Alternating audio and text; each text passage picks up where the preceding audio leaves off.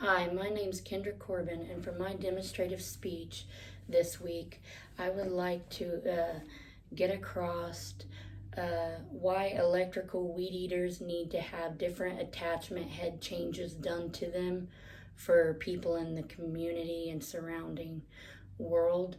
I have a Black & Decker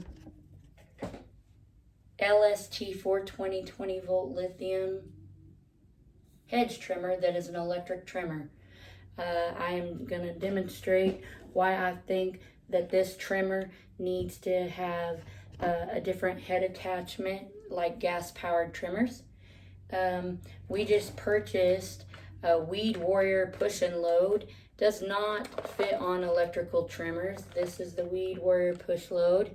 This only fits on gas trimmers. The reason I want to do this is I think this would be a good pitch sale for Black & Decker to not necessarily upgrade their whole equipment, but to upgrade their head changes with a simple fix of just a lug nut and a bolt at the end of their electrical trimmers for elders and people with disabilities that may buy electrical weed eaters because they're lighter instead of heavier with gas-powered weed eaters.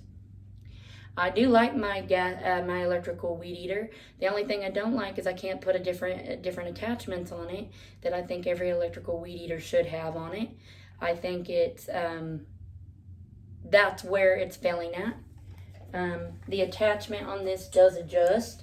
It adjusts that right here where you can twist different. I do like that about our the LS 420 20 volt lithium electrical weed eater. The thing is the adjustment head does not come off like a powered gas weed eater, and it should. So you can add adjustments like this or smaller ones to it. I do think it'd be a good sales pitch if Black & Decker would end up trying to fix just this part.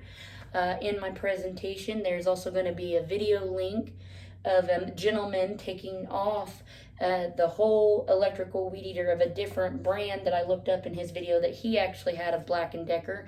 You should not have to take apart your Black & Decker thing.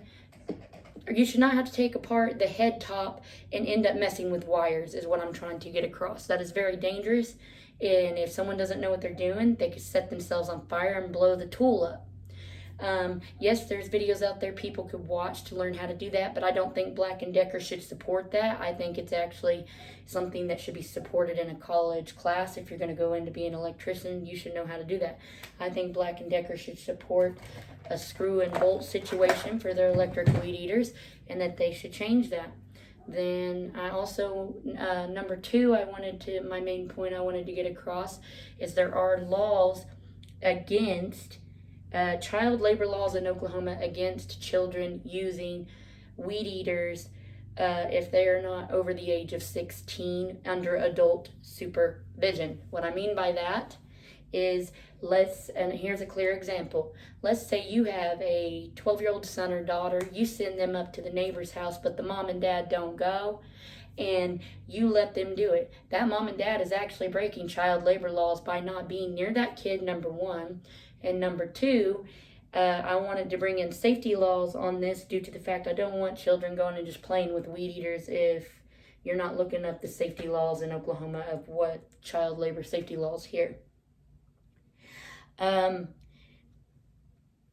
My new strategy on how to offer proper change to this tool would be to just Black & Decker end up adding a bolted system where you only have to unscrew screws to add new head attachments to their weed eaters, their electric weed eaters. This would help benefit elders and people with disabilities that can't lift a gas-powered weed eater. Also, there's a demonstration video in here that shows how easy it is to undo a gas-powered weed eater versus the video I have in here of the URL link for y'all to also look at a gentleman taking apart an electrical weed eater and messing with wires. I think that's very dangerous for children to be trying to think that that's okay to do if you're not going and taking a training class on how electrical wiring works and things. It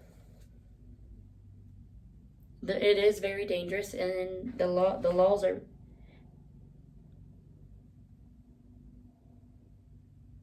And your children, and number 2 on the child labor laws, your children aren't actually supposed to, and I put a web link in there too, the Oklahoma web link, aren't actually supposed to do a lot of these it's not just even it's not just weed eating and mowing laws. There are other child labor laws that are in there if you click on that web link if you need information on that. And thank you. This is my demonstration speech on Weed Eater Black & Decker fixes and child labor laws in Oklahoma.